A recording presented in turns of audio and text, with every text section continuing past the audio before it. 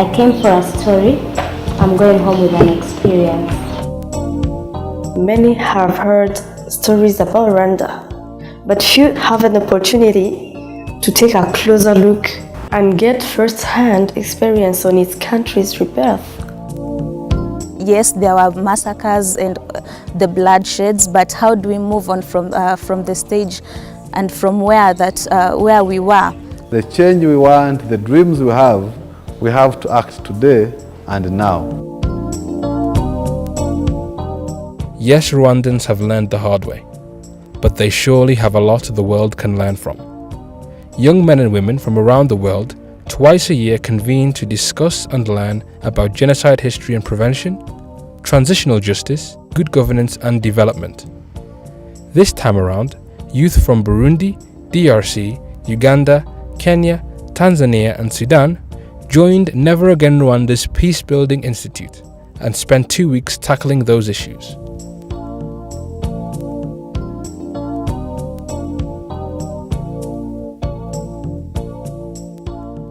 This country is younger than me, if we're being honest. So to come here, and before I came here, everyone said, "Oh, Rwanda isn't what you think," because I came here in 1999. So Rwanda was like just in its infancy, just still trying to like gain infrastructure, still trying to mend both like emotionally, physically, mentally, so things like that. But once I came here in 2015, it was just like this, especially Kigali is no different from where I'm from. Though this might sound like an overstatement, one has to go back in history through the dark to fully grasp the challenges inherent to reconstruction and rebirth. Along this process, hearts need to heal. We were at the National University of Rwanda.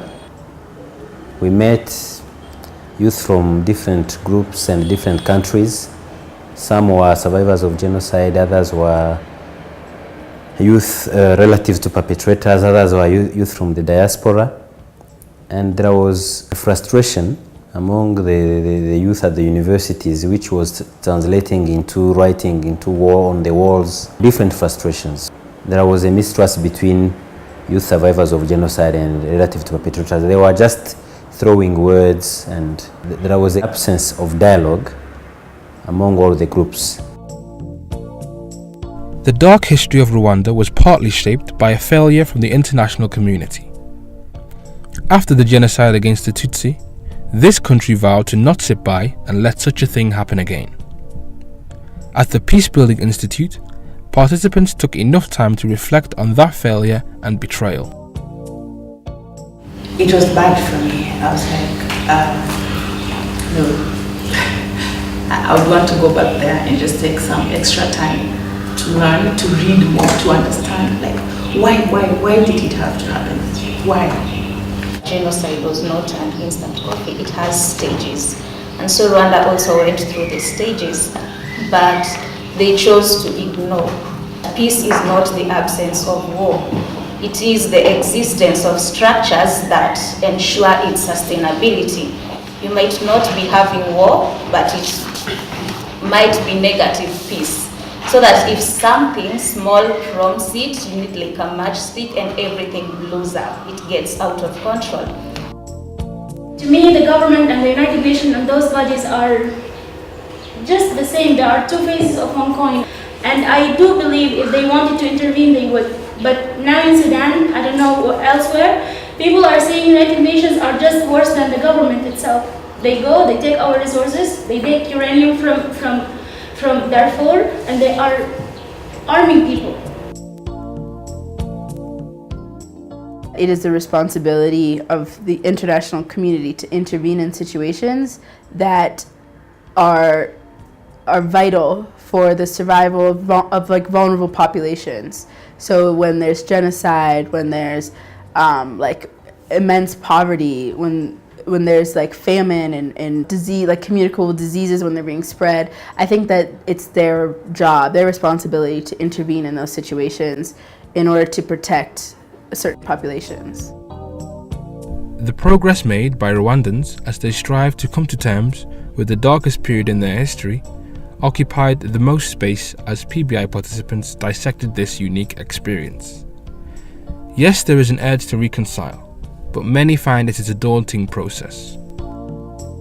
I don't know if forgiveness is really going to work, because I find everyone still this thing is approaching, because I always see that lady, you find that she has never been healed. Yes, she puts her time much in singing that she forgets about it, but when she meets people, when we come and greet her, you really see the reflection comes back and she starts crying. It takes many years. You can't wake up in the morning and say, there is a reconciliation, like a huge reconciliation or a full healing. It takes many years. Some days ago, I had a friend of mine from Germany. Her grandparents killed 20 Jews. And then she told me, I still live with it and I will die, live with it. So it takes more time. It takes many years, people to heal and have a true reconciliation. In spite of all the trials and tribulations, we realize that the country and its people are doggedly ploughing on, even breaking new ground. Many attribute Rwanda's strides in many areas to good governance. To understand and to experience the history of genocide and how they transitioned to the peaceful state that it is today. And so I needed to know, how did they really make these strides? How are the women parliamentarians really scoring that high number, in the judiciary and in the justice system and in the legislature? How can we incorporate these back home? Ignorance, we're looking at a population that doesn't know what's going on in their government.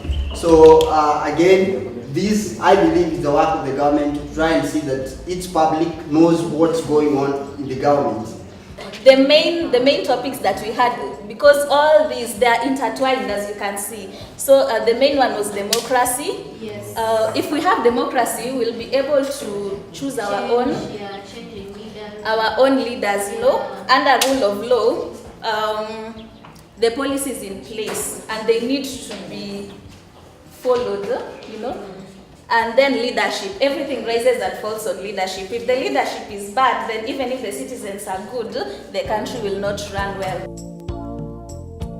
It might sound overambitious for this country, given its recent past clouded by its not so recent past, to want to achieve a lot, but they are doing it.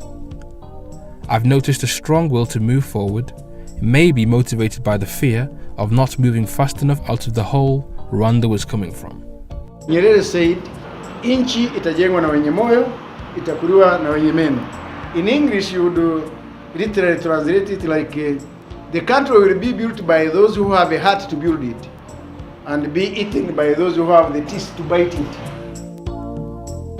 I think the growth has been just like rapid.